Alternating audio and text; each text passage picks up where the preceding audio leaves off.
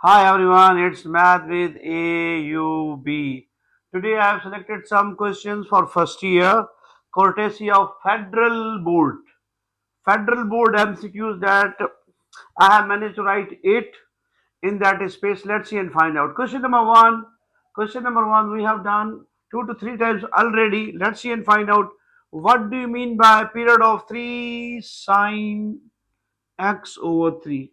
3 times sine inclination is x over 3. Find its period. As we know that sine, cos, tan, cot, sec, cosec, all these 6 trigonometric functions are periodic, while period of tan and cot is pi. Period of tan and cot is pi, while the remaining 4 functions sine, cos, cosec, sec having period 2 pi. Normally they have period 2 pi. They have period 2 pi. Period of sine is 2 pi.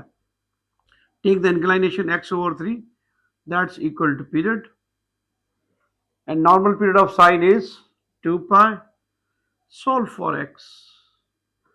Solve for x. X is equal to 3 times 2 pi, that's of 6 pi. So period of x over 3 is 6 pi. Sorry, there have been written 5.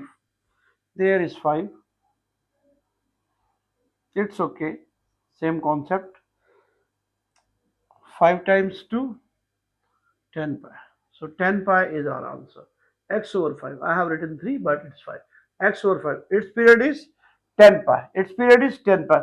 One can prove as well as by putting value of x here. 3 times sine x is 10 pi.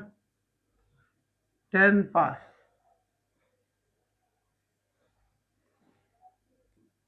10 pi over 5. Applying table, we have saved 2 pi. 2 pi. One can sort out its range as well. We know that say range of sine and cosine is 1. Range of sine and cosine is 1. That quantity that has been multiplied with sine affects the range. So its range is given by normal range of sine and cosine is from -1 to 1, both inclusive, -1 and 1. That is the normal range. If there is 3, write this way: 3 times -1 to 1, this closed interval, it will become -3 to +3. So the period of this function is 2 5 the 10, 10 pi. Normal period of sine is 2 pi. We have inclination x over 5. Solve for x. Solve for x. It will become 2 5 the 10. Normal range of sine is sine and cosine -1 to 1, -1 to 1. Whatever the quantity that has been multiplied with sine, 3 times sine, 3 affects the range.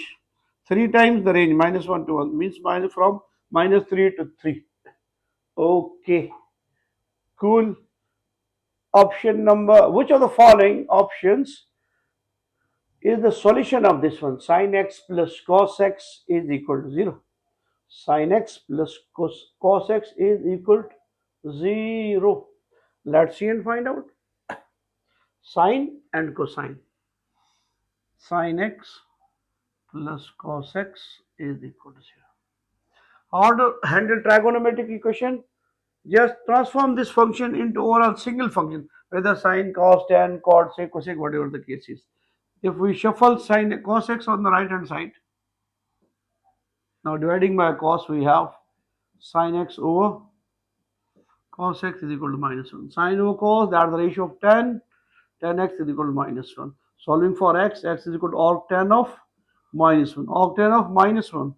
So it is the angle 135 degree. Tan 45 is equal to 1. Tan inverse of -1 is 135. Our options are in radian.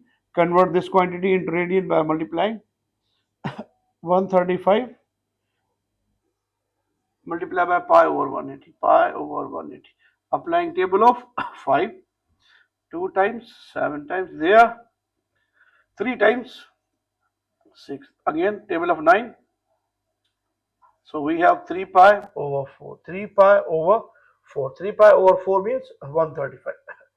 Sin x plus cos x. Try to convert this function into a single trigonometric function, whether sine, cosine, tan, cot. If you convert in sine, cos, and tan, then you are in a position to guess the angle very elegantly, otherwise you have to work. Okay. Moving towards next question is the tiny one. What is the multiplicative inverse of minus iota? Multiplicative inverse of minus iota. Multiplicative inverse of minus iota. Minus iota multiplicative inverse, it is equal to iota. Similarly, multiplicative inverse of iota is minus iota. Similarly, for cube roots, reciprocal of omega is omega square, and multiplicative inverse of omega square is omega. One can see how. Reciprocal of this one, minus 1 over iota, rationalize, multiply and divide by iota. We have minus iota over iota square. Minus iota, value of iota square is minus 1, minus cancel. So that's iota. One can prove this one. As well as one can prove what is multiplicative inverse of iota. Iota is minus 1, means 1 over iota. Again rationalize, minus iota, minus iota, minus iota times minus iota square. Minus iota, value of minus iota square is minus 1, minus plus, so minus iota. In the same token, these are complex cube roots of unity. Inverse of omega is omega square and inverse of omega square is omega. Let's see and find out how. Inverse of omega, it can be written as 1 over omega. Rationalize R. 1 is the value of omega cube. 1 is the value of omega cube, because omega cube is equal to 1. Instead of 1, manage omega cube over omega. That's our omega square. So inverse of omega is omega square. Similarly, inverse of omega square is omega only. It can be written as 1 over omega square. Instead of 1, we can insert omega cube over omega square. So that omega is our answer. So multiplicative inverse of iota is minus iota. Multiplicative inverse of minus iota is positive iota. And reciprocal or multiplicative inverse of omega is omega square, and vice versa. Okay. Question number next. We have been asked to find the real part. The real part. Whenever iota is present in the denominator, rationalize. Whenever iota is present in the denominator, rationalize with its conjugate. With its conjugate. Whenever iota is present in denominator, always rationalize with its conjugate. Let's see and find out how. Solve real part of 1 plus 7 iota over 3 minus 4. We have to rationalize according to the conjugate of the denominator. Conjugate of the denominator. How to find conjugate of 3 minus 4 iota? Change the symbol of imaginary part. Multiply and divide. Okay, multiply 1 times 3 plus 4 iota. 7 iota times 3 plus 4 iota. In the denominator, a minus b, a plus b. Difference of 2 square situation, a square minus b square. A3, 4 iota. Simplify numerator 3, 4 times multiplying 1 makes no difference. 7 3 the 21, 7 4 the 28 iota square over 9 minus 16 iota square. We know that iota square is equal to minus 1. Replace, there is iota. 7 3 the 21 iota. 4 iota, 21 iota, 25 iota. Plus 28, value of iota square is minus 1. 9 minus 16, value of iota square is equal to minus 1. Minus plus minus, minus minus plus. If you rationalize correctly, then there is no more iota in the denominator. 3 plus 25 iota minus 28 over 9 plus 16. Positive 3 minus 20 iota, it will become minus 25 plus 25 iota, 9 plus 16, 25. Separate real and imaginary parts. We have minus 1 plus 1 iota. That's our real part, that's our imaginary part. We have been asked to tell what is the multiplicative inverse of real part of this one. Real part is minus 1. Option number D. Option number D. Okay, cool. Another good question. If the order of the matrix is 3 by 2, then what is the order of the product of A transpose times Z? If the order of the matrix is given that 3 by 2, what is the order of A transpose times A? Order of A is 3 by 2. Now we have to hunt A transpose times A. A transpose times A. How to transpose this one? A transpose means rows can be converted into columns and columns can be converted into rows. Means it has 2 into 3. If the order of A is 3 by 2, Then the order of A transpose is 2 by 3. 2 by 3. We have to replace row by column, rows by column, rows by column. Replace rows by column. So order of A transpose is 2 into 3. Order of A is 3 into 2. Look at this. Number of columns of first is equal to number of rows of second. If number of columns of first matrix is equal to number of rows of second matrix, then we are in a position to multiply. Then multiplication is confirmable. The order of A transpose time A is going to be 2 by 2, whatever remains. The order of the multiplication of A transpose with A is 2 by 2. So our right option in that case is 2 by 2. Okay. Next, the projection of A along B. Projection of A along B or A on B. A on B, A along B. A on B, A along means A dot B divide with the mode of along B. Projection of A on B divide with the mode of B. Projection of B along A, then A dot B over A. On A divide with the mode of A. On B divide with the mode of B. Then what are the vectors? Vectors are 3i plus j minus k. That's RA, and B is only I divided by, that's A, that's B. A along B divide with the modulus of B, that's only 1 square. So we have 3 iota square, it's 0 over 1. Iota, that is not iota, I square is 1. 3 times 1, that's 3 our answer. 3 our answer. That is the written case. 3 over root 1 means 3. Projection of A on B. Because we are familiar, let me open this up. If there is a quench, 3i plus j minus k dot I. Multiply this one, it will become 3i square j dot I k dot I. In case of dot product, they are 0. They are also 0. They are also 0. J to I, k to j, I, they are all 0 except 3i square. I and I, it is 1. 3 times 1. Okay. Moving towards next question. For what value of alpha the given vectors are parallel? A good question. A good question.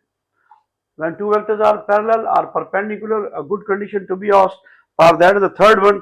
Projection of A along B or B along A, or A on B or B on A.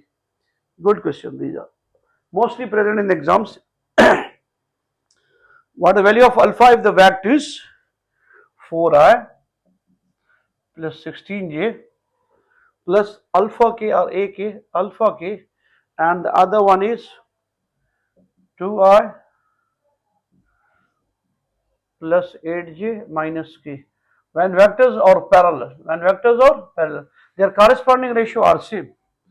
4i over 2i, 16j over 8j, alpha k over minus k. Cancel it out. Their ratio remains same. That is 2. It's also 2. It's equal to minus alpha. minus alpha. Take 2, there is only 1. So value of alpha is going to be minus alpha k, there is 3i j, there is only this one. What is the question? That is the question. 2i plus 8j minus k parallel to 4i plus 16j. Okay, let me correct the question. I have written this one incorrect. Again.